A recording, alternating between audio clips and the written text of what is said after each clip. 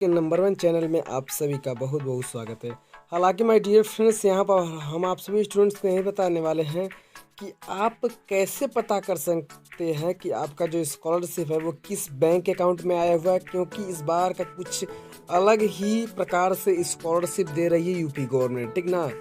किस अगर आपने जिस बैंक को अपने दिया था यूपी स्कॉलरशिप में, उस बैंक अकाउंट में नहीं देकर आपके दूसरे बैंक अकाउंट में दे रही है। अगर आपका अभी दो बैंक अकाउंट है तो यहाँ पर पूरा डिटेल से हम आपको बताएंगे कि कैसे पता करना है आपको कि किस बैंक अकाउंट में आपका स्कॉलरशिप आया है। उसके बाद से नो रिकॉर्ड फाउंड प्रॉब्लम आ रहा है तो वो कब हटेगा, क्यों, कैसे आप उसे हटा सकते हैं, और पीएफएमएस पर आपका भी आएगा आप पैसे अगर चेक करते हैं स्कॉलरशिप तो पूरा डिटेल्स हम इस वीडियो के माध्यम से आप सभी स्टूडेंट्स के पास इस नॉलेज को, इस जानकारी को, इस इंफॉर्मेशन को पहुंचाने वाले हैं। अगर आपको भी यूपी स्कॉलरशिप से रिलेटेड कोई भी इंफॉर्मेशन सबसे पहले चाहिए तो हमारे चैनल को सब्सक्राइब ज़रूर कर लीजिएगा। चलिए वीडियो को स्टार्ट कर लेते हैं।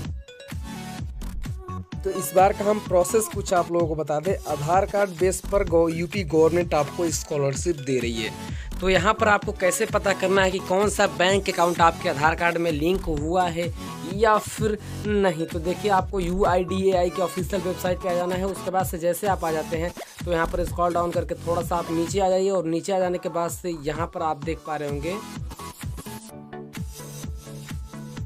जब आप स्क्रॉल डाउन करके नीचे आ जाते हैं तो कुछ इस तरीके का पेज जो है वो आपका ओपन हो जाता है।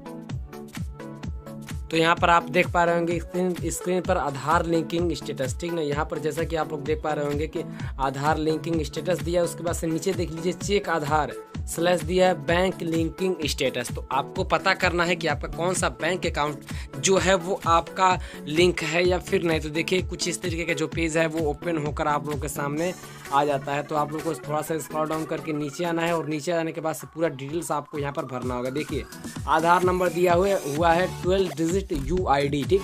आपका आधार नंबर जो भी 12 अंक का है उसे आप यहाँ पर फिलअप कीजिए। उसके बाद से इंटर सिक्योरिटी कोड, ठीक ना। तो आपको सिक्योरिटी कोड जो यहाँ पर आपका दिया हुआ है वो आप सिंपली यहाँ पर फिलअप करके यहाँ पर चाहे तो इसको आप ऐसे कर सकते हैं, रिफ्रेश भी करा सकते हैं। तो सिक्योरिटी कोड आपको सिंपली भर लेना होगा। जैसे आप सिक्योरिटी कोड को भर लेते हैं तो आपको सेंड OTP पे क्लिक कर लेना होगा। जैसे देखिए, यहाँ पर थोड़ा सा आप जैसे रिफ्रेश कराएंगे तो हो जाएगा, कोई प्रॉब्लम होगा नहीं। तो सिक्योरिटी कोड आप फिलअप कीजिए। उसके बाद से सेंड OTP का आप ऑप्शन देख पा रहे होंगे। सेंड OTP पे जैसे ही आप क्लिक करते हैं तो आपके रजिस्टर्ड मोबाइल नंबर पे एक OTP जाता है, और OTP जब आप भर लेते हैं तो आपका पेज हम आपको बता दें कुछ इस तरीके का ओपन हो जाएगा। जैसे ही आप पूरा डिटेल्स जब फिलअप कर लेते हैं तो आपको यहाँ पर कुछ इस तरीके का ऑप्शन दिख रहा होगा। जैसा देख लीजिए, congratulation you are Aadhaar bank mapping has been done, यानी कि जो इनका इसको आधार कार्ड है वो बैंक अकाउंट से लिंक है। हालांकि यहाँ पर देख लीजिए दिखा नहीं रहा है bank linking status, bank linking date, bank कौन सा बैंक है।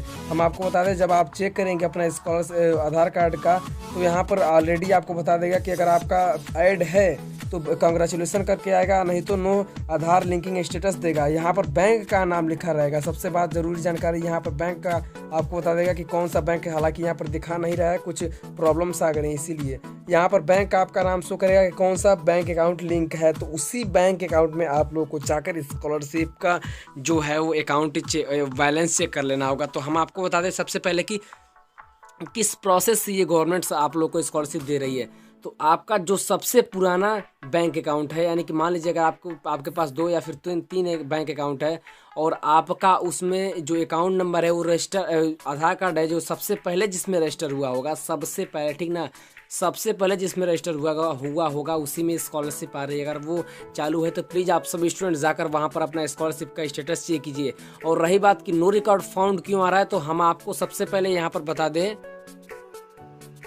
नो रिकॉर्ड फाउंड उन्हीं छात्रों का आ रहा है जिनका 2 बैंक अकाउंट है, और 2 बैंक अकाउंट में जिन्होंने जो नया अकाउंट है वो दिया होगा, इसीलिए यहाँ पर नो रिकॉर्ड फाउंड जो प्रॉब्लम्स है वो आ रही। तो हम आपको बता दें कि ये नो रिकॉर्ड जो फाउंड्स आ रहा है वो आपका प्रॉब्लम सॉल्व हो जाएगा। सबसे पहले तो आप पता ये कर लीजिए, अगर आपका 2 बैंक अकाउंट है तो दोनों बैंक अकाउंट में आप चेक कीजिए। उसके बाद से रही बात कि आपको कैसे पता करना है कि किस बैंक अकाउंट में आया हुआ है। तो मैंने इसके पहले बता दिया है आप लोगों को। सबसे पहले जाइए और आप अपना आधार कार्ड का जो लिंक है वो उसका स्टेटस चेक कीजिए कि कौन सा बैंक अकाउंट आधार कार्ड से जो है वो लिंक हुआ है। तब आप उसके बाद से पता कीजिए, चाहे वो PFMS पे चेक कर सकते हैं, हालांकि PFMS अभी भी नो रिकॉर्ड फाउंड बता रहे हैं, PFMS भी चेक कर सकते हैं। और उसके बाद से आप फ़ोन पे, गूगल पे या फिर भीम UPI ID द्वारा किसी भी ID से आप चेक कर सकते हैं, या फिर आप बैंक अकाउंट में जाकर वहाँ पर भी स्कॉलरशिप चेक कर सकते हैं।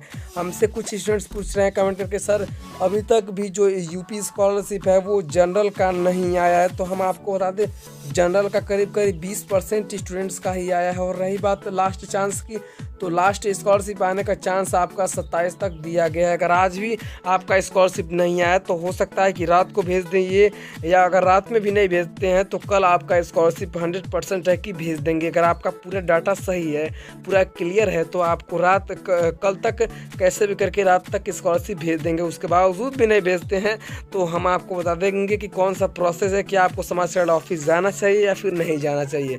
तो इन सब का पूरा डिटेल्स इस चैनल के माध्यम से आप सभी के पास जो भी इन्फॉर्मेशन रहेंगी वो प्रोवाइड की जाएगी। तो सबसे पहले आप अपना बैंक का जो आधार लिंकिंग स्टेटस है उसे आप चेक कीजिए। जब वो सही हो जाता है तब आप जाकर कहीं जो आपका प्रॉब्लम्स है उसे आप सॉल्व करा सकते हैं। तो हालांकि सबसे पहले आपको यही प्रॉब्लम सॉल्व करना होगा। आप जाकर अपना जो बैंक के अकाउंट का लिंकिंग स्टेटस है वो चेक कीजिए। और नो रिकॉर्ड फाउंड से कोई मतलब नहीं है। हालांकि अगर आपका स्कॉलरशिप आ जाता है तो नो रिकॉर्ड फाउंड से मतलब नहीं होता है, ठीक ना। तो ये नो रिकॉर्ड फाउंड वाला प्रॉब्लम भी आपका सॉल्व हो जाएगा।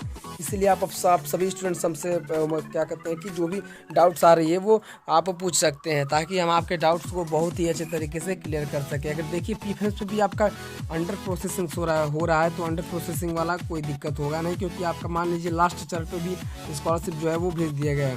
तो अंडर प्रोसेसिंग वाला कम से कम आपका जो है वो 2 से 3 दिन लेता है, कभी कभी आपका 5 दिन भी लेता है। जो अंडर प्रोसेसिंग प्रॉब्लम आप देख पा रहे होंगे उसका जो कम से कम 5 दिन भी लेता है। तो ऐसे में आप सभी स्टूडेंट्स को घबराने की ज़रूरत नहीं है। जो आपका स्कॉलरशिप है वो 100% मैं गारंटी दे रहा हूँ कि अगर आपका सारा डिटेल सही रहेगा तो वो आपको आपके अकाउंट में भेज दिया जाएगा। इसीलिए आप परेशान ना हो, कोई दिक्कत ना ले, टेंशन ना ले, आपका स्कॉलरशिप आपके अकाउंट में भेज दिया जाएगा। और रही बात कि इसके बाद से भी कोई भी डाउट आता है तो प्लीज़ एक बार हमसे कमेंट बॉक्स में कमेंट करके पूछ लीजिएगा कि हाँ सर मेरा ये प्रॉब्लम आ रहा है। और BEd की हम बात कर रहे हैं, BEd वालों का भी स्कॉलरशिप जल्द ही आना शुरू हो जाएगा। इसीलिए आप लोग परेशान ना हो, और जो भी डाउट आ रहा है वो हमसे कमेंट करके आप पूछ सकते हैं। तब तक के लिए थैंक यू। जय हिंद, जय भारत। मिलते हैं वीडियो के नेक्स्ट में।